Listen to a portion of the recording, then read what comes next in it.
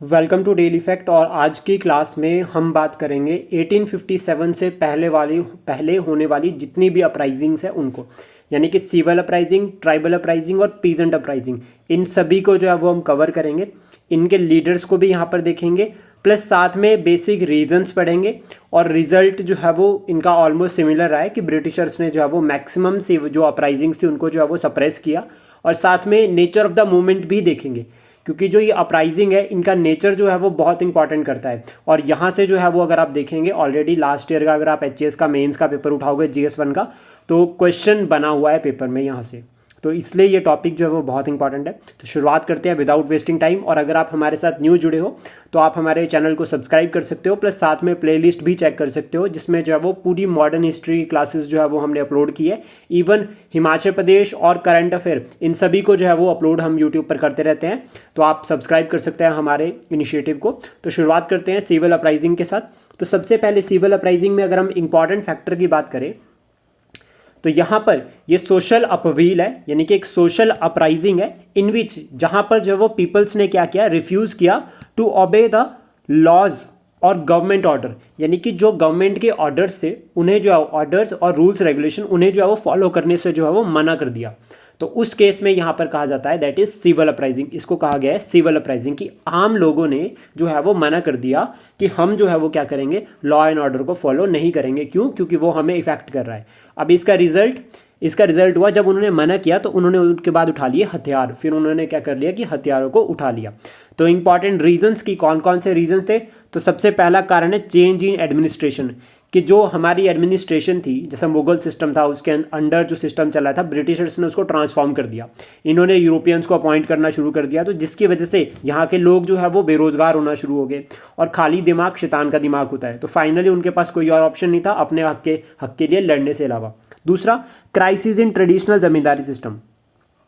For example कि जो permanent settlement introduce किया था लॉर्ड कॉर्नवालिस ने, तो उसके तहत जो है वो ज़मींदार जो है वो अपनी ज़मींदारी लॉस्ट कर रहे थे। इनकेस अगर वो अपनी ज़मींदारी नहीं पे कर पा रहे हैं तो वहाँ से जो है वो क्राइसिस जो है शुरुआत हो गई। दूसरा, restrictions and taxes on religious activities और उन पर टैक्स तो लगाए ही लगाए, प्लस साथ में रिस्ट्रिक्शंस भी। तो जिसकी वजह से जो यहाँ के जो फ़कीर लोग थे उनके पास जो है वो टैक्स पे करने के लिए तो कोई ऑप्शन नहीं था, क्योंकि उनके पास ज़मीन भी नहीं होती थी। तो इसलिए उन्हें चैलेंज यहाँ पर फेस करना पड़ा। दूसरा, क्लस्टर ऑफ मनी लेंडर। ये क्लस्टर ऑफ मनी लेंडर जो है वो लिंकअप करता है दो कॉन्सेप्ट्स के साथ। पहला, एक तो रेवेन्यू बर्डन, और दूसरा अनएम्प्लॉयमेंट। अब एक तो आप जॉब्स खत्म कर रहे हो, यानी कि हम क्या कर रहे हैं यहाँ पर, ईस्ट इंडिया कंपनी क्या कर रही थी कि बाहर से जो है वो पर्सन्स को लेकर आ रही थी और उनको अपॉइंट कर रही थी। तो इसकी वजह से जो है वो यहाँ के लोग अनएम्प्लॉयड हो रहे थे। दूसरा, इससे रेवेन्यू बर्डन इंक्रीज हो रहा था। अब उन्हें तो रेवेन्यू पे करना पड़ेगा, कहाँ से पे करेंगे, कोई ऑप्शन नहीं है। थर्ड फैक्टर, ये जो परमानेंट सेटलमेंट थी, इससे क्या है कि जब आपका एग्रीकल्चर जो अच्छा नहीं हुआ, यानी कि आपकी प्रोडक्शन लेवल उतनी अच्छी नहीं है, यहाँ पर जो है वो मानसून या अदर इफेक्ट नहीं, मतलब उतना अच्छा नहीं हुआ, जिसकी वजह से डायरेक्ट हमारे एग्रीकल्चर पर असर पड़ा। तो यहाँ रेवेन्यू बर्डन इंक्रीज हो गया। इस रेवेन्यू बर्डन से बचने के लिए मनी लेंडर के पास जाते हैं पीजेंट, कि सर आप हमें जो है वो लोन प्रोवाइड कर दीजिए, ताकि नेक्स्ट टाइम जब हमारी जो फसल अच्छी होती है तो हम आपको वापस कर देंगे। और यहाँ पर मनी लेंडर्स ने कंडीशन रख दी कि आपको हाई जो है वो उसके ऊपर इंटरेस्ट पे करना पड़ेगा। तो जिसकी वजह से मनी लेंडर्स के क्लस्टर में जो है वो पीजेंट फंसना शुरू हो गए। और फाइनली मनी लेंडर्स ने क्या किया, ज़मीन पर भी कब्जा कर लिया और घर पर भी जो है वो पीजेंट से कब्जा करना शुरू कर दिया। तो ये भी एक कारण है फॉर द सिविल अपराइजिंग। अब इंपॉर्टेंट सिविल अपराइजिंग्स पे अगर हम बात करें तो यहाँ पर जो आती है सबसे पहली जो इंपॉर्टेंट सिविल अपराइजिंग, या इंपॉर्टेंट वन अगर हम कहें इसको, तो revolt by the raja of the Vizianagaram. तो ये जो विजाई नगरम, ये जो प्रेजेंट टाइम में अगर हम बात करें, ये आंध्र प्रदेश में है। और जुलाई 1794, यहाँ से मैं आपको एक फैक्ट बताना चाहूँगा कि ये डेट्स जो है वो कहीं कहीं बुक्स में अलग अलग दे रखी है। तो इसमें इसके रिगार्डिंग कंफ्यूज नहीं होना है, हमें पर्टिकुलर एक सोर्स को पकड़ना है और वही जो है वो उसी के अकॉर्डिंग फॉलो करना है। तो यहाँ पर इस टाइम पे जब ये जो रिवोल्ट हुआ, तो यहाँ पर गवर्नर जनरल जो थे उस टाइम पे ईस्ट इंडिया कंपनी के, वो थे सर जॉन शोर। और सर जॉन शोर की अगर हम बात करें कि उन्होंने जो है वो इस मूवमेंट को सप्रेस भी किया। अब इसके कारण क्या थे इस रिवोल्ट के, तो पहला रीज़न था कि ज़मींदारी एरिया जो है वो रिड्यूस कर दिया। बहुत सारे जो यहाँ पर जो ये राजा था, ठीक है, वजीर अंगम का जो राजा था, वजीर अंगम का, तो इस जो ये राजा था इसका जो ज़मींदारी एरिया था उसको कम कर दिया, जिसकी वजह से जो है वो राजा ज़मींदारी कम एरिया से पे करेगा। ऊपर से जो रेवेन्यू, जो डिमांड थी जमींदारी की, वो इंक्रीज कर दी। तो एक तो आपने एरिया कम कर दिया और ऊपर से डिमांड भी जो है वो इंक्रीज कर दी। तो यहाँ से रिजल्ट क्या हुआ, इसने रिफ्यूज़ कर दिया कि मैं रेवेन्यू नहीं पे करूँगा। तो finally revolted, order, law and order को नहीं फॉलो किया ईस्ट इंडिया कंपनी के, और यहाँ पर जो है वो ब्रिटिश फोर्सेज ने जो है वो इस राजा को मार दिया। तो इसका एंड हो गया। देन उसके बाद नेक्स्ट आते हैं वेल्लोर म्यूटिनी 1806 में, तमिलनाडु प्रेजेंट टाइम पे, और जो गवर्नर जनरल थे वो थे जॉर्ज बैरलो। इसका जो रीज़न है, न्यू ड्रेस कोड जो है वो इंट्रोड्यूस किया गया था, और यहाँ पर जो इस टाइम पे गवर्नर थे मद्रास के वो थे विलियम बेंटिक। तो ये पर्सनालिटी का नाम याद रखना, पूछ सकते हैं। विलियम बेंटिक जो है वो यहाँ पर गवर्नर थे मद्रास के, और गवर्नर जनरल थे George Barlow. New dress code introduce हुआ था, जिसकी वजह से एंटी ब्रिटिश वेव जो है वो सिपॉइज के बीच में जो है वो रेज्ड हो गई थी। उसके बाद डिस्क्रिमिनेशन विद इंडियन सिपॉय, एक तो कारण ये हो गया कि जो ड्रेस कोड था, direct attack on religious sentiment. दूसरा, डिस्क्रिमिनेशन यहाँ पर किया जा रहा था इंडियन सिपॉइज के साथ, तो वो भी एक कारण था। और इसका रिजल्ट क्या होता है, जब वो रिवोल्ट करते हैं तो सप्रेशन, यानी कि जो जॉर्ज बैरलो थे वो सप्रेस्ड कर देते हैं इस रिवोल्ट को। देन उसके बाद नेक्स्ट रिवोल्ट की अगर हम बात करें तो ये है वेल्लुथम्पी रिवोल्ट। वेल्लुथम्पी रिवोल्ट जो है वो 1803 से लेकर 1809 के बीच में, ठीक है, ये बहुत इंपॉर्टेंट है। और प्रेजेंट टाइम पे अगर हम बात करें तो त्रावणकोर स्टेट जो उस टाइम की थी, और मॉडर्न टाइम पे केरला वाला रीजन, यहाँ पे इसका कारण क्या था कि ये जो वेल्लुथम्पी थे, ये जिस स्टेट से बिलोंग कर रहे थे, यानी कि त्रावणकोर जो है वो सब्सिडरी अमाउंट को पे नहीं कर पा रहा था। सब्सिडरी अमाउंट जो है वो सब्सिडरी पॉलिसी के अंडर आपको एक आर्मी रखनी पड़ेगी, और उस आर्मी का खर्चा जो है वो स्टेट को उठाना पड़ेगा, ऐसा ईस्ट इंडिया कंपनी ने कहा था। तो ये अमाउंट जो है वो बहुत ज़्यादा था, नहीं पे कर पा रहा था।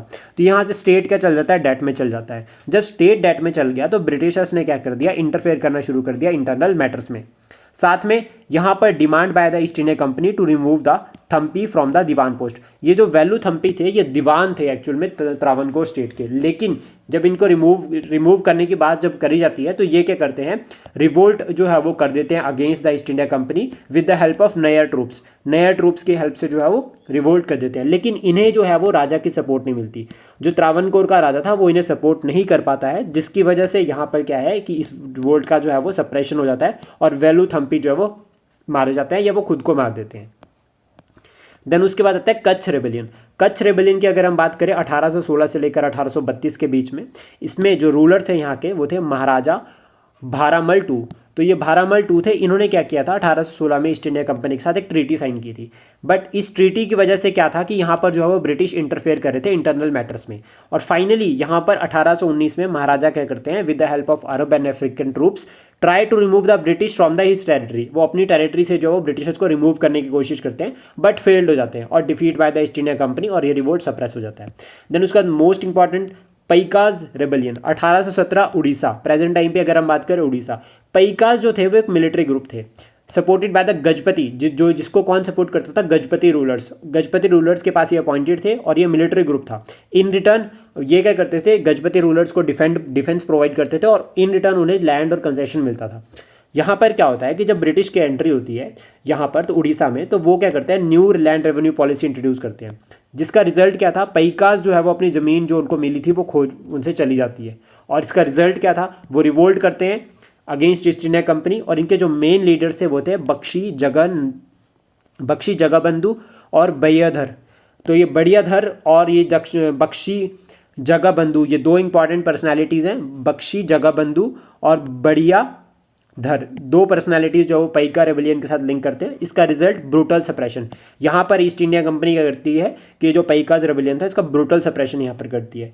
देन उसके बाद है वघेरा अपराइजिंग। वघेरा अपराइजिंग की अगर हम बात करें 1818 से लेकर 1820, और इस टाइम पे जो गवर्नर थे वो थे फ्रांसिस्को राउडिन हेस्टिंग। तो राउडिन हेस्टिंग यानी कि उनका टाइम जो है वो 1813 से लेकर 1823 था। तो उनके टाइम पे ये जो है वो अपराइजिंग हुई है। प्रेजेंट टाइम पे बड़ौदा ये गुजरात में है। और रीज़न क्या था इसका, forced by the Gaekwad of Baroda to take action against the British, result peace treaty. और इसका जो एंड था वो जो है वो पीस ट्रीटी था। मतलब यहाँ पर क्या हुआ था कि जो गायकवाड़ जो राज थे बड़ौदा के, उन्होंने क्या किया कि इन्हें फोर्स किया कि आप क्या करो, take action against the British, कि ब्रिटिश के अगेंस्ट कोई एक्शन लो। तो इसका फाइनली रिजल्ट क्या होता है, ट्रीटी ऑफ, एक पीस ट्रीटी जो है वो इनके बीच में साइन हो जाती है। देन उसके बाद है सतारा रिवोल्ट 1840 में ये हुआ। रीज़न क्या था, ब्रिटिश इंटरफेरेंस। एक तो ये यहाँ पर क्लियर होता है कि 1818 में जब हमारे यहाँ पर थर्ड एंग्लो मराठा वॉर खत्म हो जाती है, तो मराठा उसके बाद जो है वो पीस ट्रीटी साइन करके जो है वो सतारा वाले रीजन में जो है वो सेटल होते हैं। दूसरा यहाँ पर ये अटैम्प्ट करते हैं डिक्लेयर, मतलब ये अटैम्प्ट टू डिक्लेयर इंडिपेंडेंस, यहाँ पर जो मराठी स्वराज है उसको कहीं ना कहीं बनाने की कोशिश ये करते हैं। और इसमें जो लीडर थे वो थे धर राव पवर और नारा सिंह दत्तात्रेय पेटकर, ये दो इंपॉर्टेंट पर्सनालिटीज़ हैं जो इसके लीडर्स थे। और इसका जो फाइनल रिजल्ट रहा है वो सप्रेशन रहा है। जितनी भी अपराइजिंग हुई है उनका रिजल्ट ही सप्रेशन है। ब्रिटिशर्स ने उनको सप्रेस किया है और कहीं पर पीस ट्रीटी साइन की है। उसके बाद नेक्स्ट है गडकरी रिवोल्ट। गडकरी रिवोल्ट ये पीजेंट ग्रुप था, 1844 में ये हुआ। इसका इस टाइम पे जो गवर्नर जनरल थे वो थे लॉर्ड एलनबोरो। इंपॉर्टेंट कंसेप्ट यहाँ पर आता है कि ये जो लीडर, इस रिवोल्ट के जो लीडर थे वो थे दाजी कृष्णा पंडित। तो दाजी कृष्णा जो पंडित थे ये इसके लीडर थे। और इसका रीज़न क्या था रिवोल्ट का?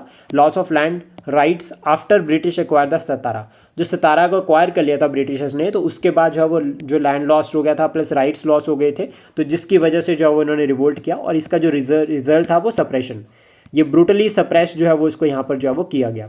देन उसके बाद नेक्स्ट है सूरत सॉल्ट एगिटेशन। सूरत सॉल्ट एगिटेशन 1844, सॉल्ट की यहाँ पर बात की जा रही है, जिसमें रीज़न क्या था कि बॉम्बे गवर्नमेंट ने क्या किया था, सॉल्ट ड्यूटी बढ़ा दी थी। अब सॉल्ट जो है वो आम लोगों के लिए भी इंपॉर्टेंट उतना ही है जितना जो है वो बड़े लोगों के लिए, तो इसलिए सॉल्ट जो कंसेप्ट बहुत इंपॉर्टेंट होता है। गांधी जी ने भी इसको जो है वो बाद में यूटिलाइज किया था सिविल डिसोबीडियंस मूवमेंट के टाइम पे। तो ये क्या कर रहा था, अफेक्ट पुअर पीपल। जब ड्यूटीज़ बढ़ा दी तो poor peoples not able to pay duties, तो जिसकी वजह से ये लोग रिवोल्ट करते हैं। रिजल्ट था रिवोल्ट एक्शन सप्रेशन। तो इसका फाइनल एंड क्या होता है, सप्रेशन होता है यहाँ पे। देन उसके बाद रामोसी रिवोल्ट 1822 से लेकर 29। हिल रामोसी जो थी वो एक हिल ट्राइब थी, कहाँ की, वेस्टर्न घाट की। वेस्टर्न घाट में ये थे और ये एम्प्लॉयड थे मराठाज एडमिनिस्ट्रेशन में। मराठाज एडमिनिस्ट्रेशन में ये अपॉइंटेड थे और ये जो थे एक ट्राइबल ग्रुप था जो आपका महाराष्ट्र एडमिनिस्ट्रेशन में अपॉइंटेड था। इसके बाद यहाँ पर क्या होता है, ब्रिटिश एनेक्स मराठा। जब ब्रिटिशर्स ने मराठा को एनेक्स कर लिया तो ये जो रामोसी थे इनके एडमिनिस्ट्रेशन, इनके जो लाइवलीहुड सोर्सेज थे वो चली गई, वो खत्म हो गई। तो फाइनली क्या करते हैं, ये रिवोल्ट करते हैं। और रिवोल्ट में भी ये क्या करते हैं, प्लंडर, ये प्लंडरिंग का काम करते हैं। सबसे पहले सतारा को लूटते हैं, सतारा में लूटमार शुरू कर देते हैं। और इसका जो लीडर था वो था चित्तौड़ सिंह।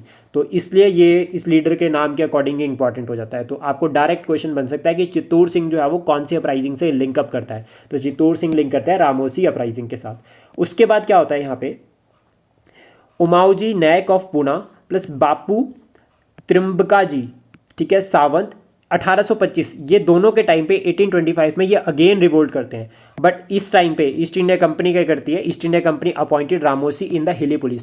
और ईस्ट इंडिया कंपनी, क्योंकि देखो इसका कारण क्या था, इन जो ट्राइब थी इसका रीज़न ये था ये रिवोल्ट करने का कि इनके पास लाइवलीहुड नहीं थी। तो ब्रिटिशर्स ने क्या किया, इन्हें हिली पुलिस बना दिया। और हिली पुलिस रफ टेरेन के लोग थे, तो इसलिए ये जो है वो ब्रिटिशर्स ने इनको अपनी जो है वो आर्मी या पुलिस में अपॉइंट कर दिया। देन उसके बाद है मिंदापुर एंड धलभूम अपराइजिंग। ये जो अपराइजिंग है ये 1766 से लेकर 1764 के बीच में हुई। और इसमें जो लीडर थे वो थे दामोदर धर सिंह और जगन्नाथ धल, ये दो इंपॉर्टेंट लीडर्स हैं इनके। और अगेंस्ट इनका जो कारण था वो था न्यू लैंड रेवेन्यू सिस्टम जो ब्रिटिशर्स जो है वो इंट्रोड्यूस कर रहे थे, उसके अगेंस्ट जो है वो उन्होंने वॉइस रेज करी। और इसका जो रिजल्ट था वो था सप्रेशन। देन उसके बाद वेरी वेरी इंपॉर्टेंट सन्यासी रेबलियन, 1763 से लेकर 1800 के बीच में ये रही है सन्यासी रेबलियन। और इसको फ़कीर रेबलियन भी कहा गया है। कारण क्या था, हुई कहाँ पर है, ईस्टर्न बंगाल में ही हुई अगेंस्ट द ब्रिटिश एडमिनिस्ट्रेशन। क्यों, क्योंकि इन्होंने क्या किया था, यहाँ पर लैंड रेवेन्यू की जो पॉलिसीज़ थी उसको एक तो इंक्रीज़ कर दिया था, दूसरा टैक्सेस जो रिलीजियस एक्टिविटीज़ पर लगा रहे थे, और थर्ड रिस्ट्रिक्शंस। 1770 की जो बंगाल फेमाइन हुई थी उसमें ब्रिटिश गवर्नमेंट ने कोई एक्शन नहीं लिया था, and the action by the government to control the famine और मेजर्स, तो वो उतने ज़्यादा मेजर्स उन्होंने नहीं लिए हैं। तो जिसकी वजह से जो है वो यहाँ पर जो है वो ये सन्यासी जो है वो अगेंस्ट थे रिगार्डिंग द ब्रिटिश गवर्नमेंट। उसके बाद यहाँ पर क्या होता है, दिस कंपाइल्ड, ये सब रीजन्स जो है वो कंपाइल करते हैं सन्यासीज को to revolt against the East India Company. Result sannyasi rebellion, सन्यासी रिवोल्ट, जिसमें क्या क्या देखा गया, हिंदू मुस्लिम यूनिटी सबसे पहला कंसेप्ट। सन्यासी सिर्फ मुस्लिम्स ही नहीं थे, हिंदूज भी थे, या हिंदूज नहीं थे मुस्लिम्स भी थे, तो यहाँ पर हिंदू मुस्लिम। उसके बाद दूसरा फैक्टर यहाँ पर पार्टिसिपेशन देखा गया है वुमेन का, स्मॉल जमींदार्स का, और ऑल्सो अनएम्प्लॉयड पीपल, यानी कि ओवरऑल सन्यासी रिवोलियन में हर एक पर्सनालिटी का जो है वो पार्टिसिपेशन देखा गया है। अदर इंपॉर्टेंट जो रिजल्ट जो इसका आता है वो आता है सप्रेशन बाय ब्रिटिश, कि ब्रिटिशर्स ने जो है वो सप्रेस्ड किया है इस रिवोल्ट को। यहाँ पर जो इंपॉर्टेंट प्रीलिम के लिए फैक्ट है, एक तो लीडर्स इसके, यहाँ पर बंकिम चंद्र चट्टोपाध्याय ने क्या किया है कि आनंद मठ लिखा है जो बेस्ड ऑन सन्यासी रिवोल्ट, ये जो है वो सन्यासी रिवोल्ट के ऊपर बेस्ड है। देन दूसरा उसके बाद है Devi Chaudhurani Bengal novel by the BCC यानी कि बंकिम चंद्र चट्टोपाध्याय, इन्होंने लिखा है, जिसमें मेंशन किया है कि women about role in the struggle against the colonial government, कि वुमेन का जो रोल है कॉलोनियल स्ट्रगल में उसको यहाँ पर मेंशन किया गया है। पीजेंट, ये तो सिविल अपराइजिंग थी। अब हम बात करते हैं पीजेंट अपराइजिंग बिफोर 1857। तो सबसे पहले कारण देख लेते हैं कि क्या क्या कारण थे जिसकी वजह से जो है वो ये पीजेंट अपराइजिंग हुई।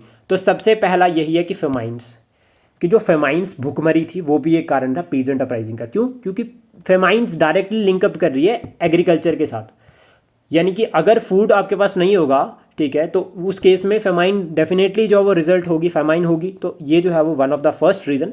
देन उसके बाद stagnation in agriculture, land revenue policies जैसा कि zamindari, mahalwari, ryotwari system, commercialisation of the agriculture, cash crops को इंट्रोड्यूस कर दिया, फूड क्रॉप्स को रिप्लेस कर दिया बहुत हाई लेवल पर।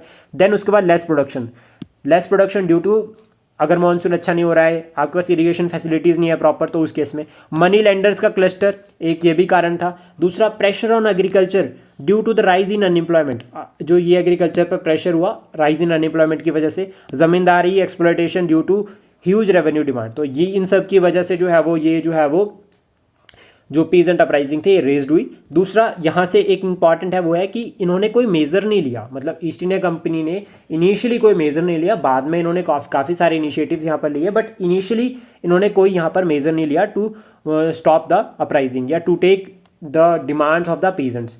नेचर की अगर हम बात करें, क्योंकि ये जो पीजेंट अपराइजिंग थी बिफोर 1857, यहाँ पर जो है वो नेचर ऑफ द रिवोल्ट बहुत इंपॉर्टेंट मैटर करता है, क्योंकि इनका डायरेक्ट जो दुश्मन था वो पीजेंट, जो ईस्ट इंडिया कंपनी नहीं थी। इनका डायरेक्ट दुश्मन ईस्ट इंडिया कंपनी नहीं थी, ये फैक्टर यहाँ पर ध्यान में रखना, क्योंकि ये बहुत ज़्यादा इंपॉर्टेंट है। कैसे? Faith in law and order. अब लॉ एंड ऑर्डर किसके पास है? ईस्ट इंडिया कंपनी के पास। पीजेंट का उसमें फेथ क्यों? इसका कारण है कि यहाँ पर जो है जमींदार जो थे वो रिस्पॉन्सिबल थे रेवेन्यू कलेक्शन के लिए। पीजेंट ऐसा मानते थे कि जमींदार जो है वो एक्सप्लॉयटेशन के लिए रिस्पॉन्सिबल है। क्यों? क्योंकि जमींदार टैक्स कलेक्ट कर रहे हैं, जमींदार जो है वो लॉ एंड ऑर्डर को देख रहे हैं विलेज लेवल पर, तो जिसकी वजह से जो है वो ये जमींदार के अगेंस्ट थे, और इन्होंने जमींदार के एक्सप्लॉयटेशन की वजह के लिए जो है वो फेथ दिखाया सरकार में कि सरकार जो है वो हमें न्याय देगी। बट जब सरकार ने कोई एक्शन नहीं लिया, सरकार जो है वो इनडायरेक्टली सपोर्ट करी थी जमींदार को, तो इनके पास जो लास्ट ऑप्शन बचता है वो बचता है आर्म्स का, जिसकी वजह से जो है वो 1857 से पहले सीरीज ऑफ रिवोल्ट हो रखे हैं in case of peasant uprising या इन केस ऑफ पीजेंट्स। तो सबसे पहला इंपॉर्टेंट आता है सन्यासी रिवोल्ट, जिसमें पीजेंट्स ने भी पार्टिसिपेट किया। देन उसके बाद यहाँ पर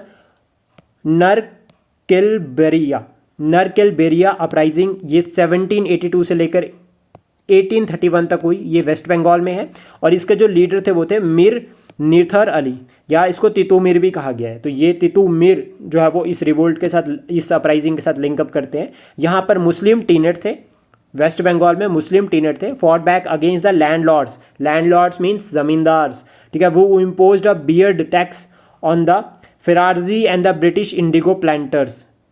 तो दैट मीन्स एक तो ये इन्होंने टैक्स इंपोज किया था, दूसरा उसके बाद यहाँ पर ये था कि जो ब्रिटिश इंडिगो प्लांटर्स थे उसके अगेंस्ट भी थे। तो ये दोनों जो है वो बहुत इंपॉर्टेंट हो जाते हैं। उसके बाद पागलपंथीज की अगर हम बात करें यहाँ पर, तो peasant movement guided by the religious mendicants, मतलब जो रिलीजियस संत वगैरह थे उन्होंने इसको लीड किया था। यहाँ पर ये बंगाल में ये मूवमेंट हुई, और इसमें जो लीडर थे वो थे करम शाह और टीपू शाह अगेंस्ट जमींदार्स, अगेन जमींदार, नॉट ईस्ट इंडिया कंपनी यहाँ पर। क्यों? क्योंकि जमींदार जो है वो एक्सप्लॉइट कर रहे थे।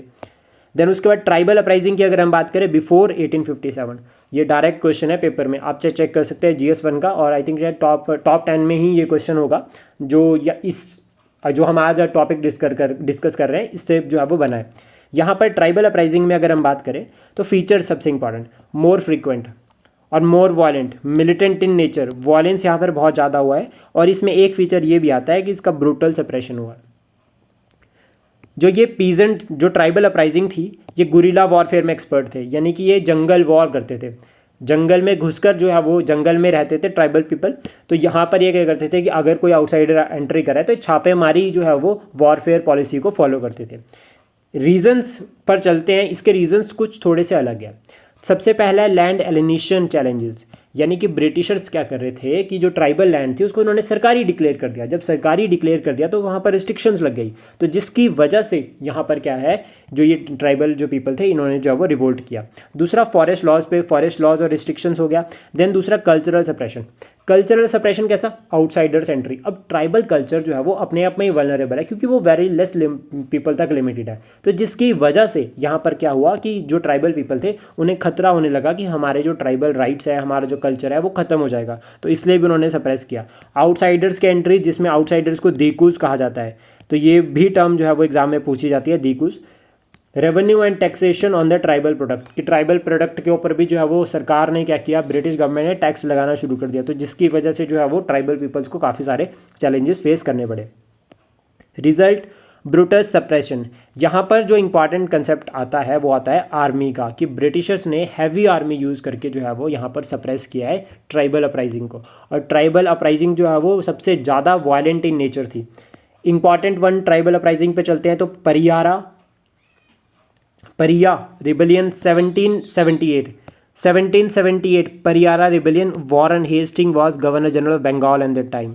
लीडर कौन थे, राजा जगन्नाथ इसके लीडर थे, और रीज़न क्या था, against settled agriculture extension to the tribal land by the Bengal government. Bengal government ने जो सेटल्ड एग्रीकल्चर जो एक्सटेंड कर दिया ट्राइबल लैंड में, ये उसके अगेंस्ट थे।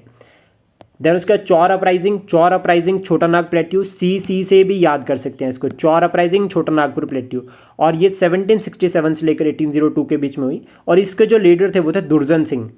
तो इनके लीडर्स के नाम आपको याद रखने पड़ेंगे, और मैच द फॉलोइंग में भी आपको यहाँ से क्वेश्चन बन सकता है। देन उसके बाद तमार रिवोल्ट, ये बाय ओरों ट्राइब जो थी उन्होंने ये किया, और 1789 से लेकर 1832 के बीच में ये रहा। छोटा नागपुर प्लेट्यू वाले रीजन में ये था, और इसके जो लीडर थे वो थे भोलानाथ सहाय जो है वो इसके लीडर थे। इसको हम TB से भी याद कर सकते हैं, ठीक है, तमार T और B से भोलानाथ सहाय, TBS भी याद कर सकते हैं, TBNS।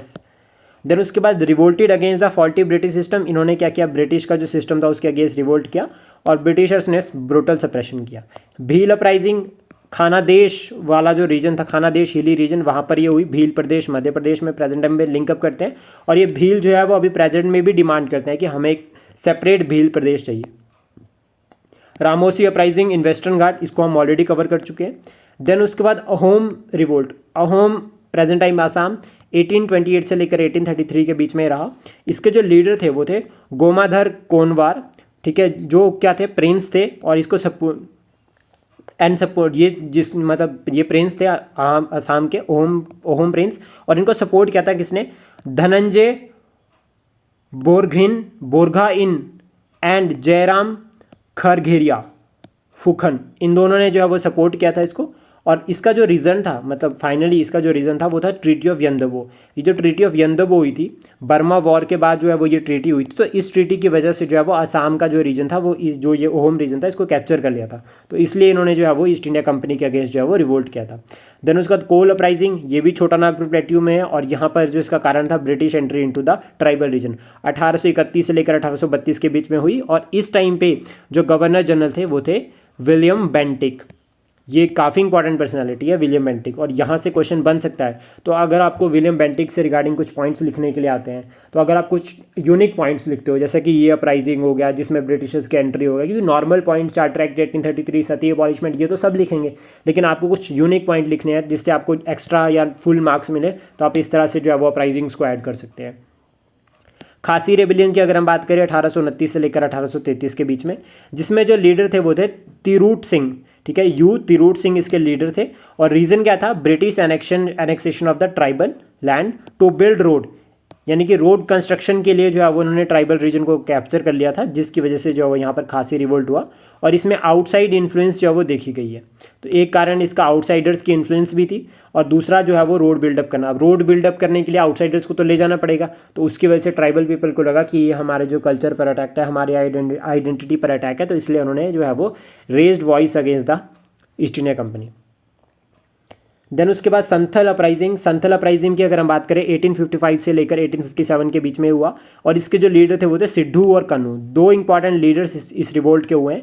इन्होंने ऑर्गेनाइज किया था संथल्स को and to establish the free Santhal state, इन्होंने एक फ्री संथल स्टेट्स भी जो है एस्टेब्लिश करी, और इन्होंने जो है वो मैसिव वायलेंस जो है वो ब्रिटिश गवर्नमेंट के अगेंस्ट रेज किया, प्लस साथ में ब्रिटिशर्स ने भी उतने ही ब्रूटली सप्रेस किया है इस रिवोल्ट को। देन उसके बाद बात करते हैं कोंड अपराइजिंग। कोंड अपराइजिंग जो है वो 1837 से लेकर 1856 के बीच में हुई।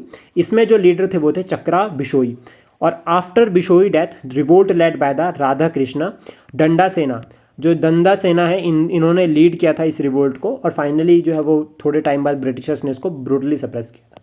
देन कोल अपराइजिंग की अगर हम बात करें 1822 से लेकर 29 के बीच में हुई, ये प्रेजेंट टाइम पे महाराष्ट्र, और इसका जो मेन लीडर थे वो थे रामजी भनगरे, जो है वो इस कोल अपराइजिंग के लीडर थे।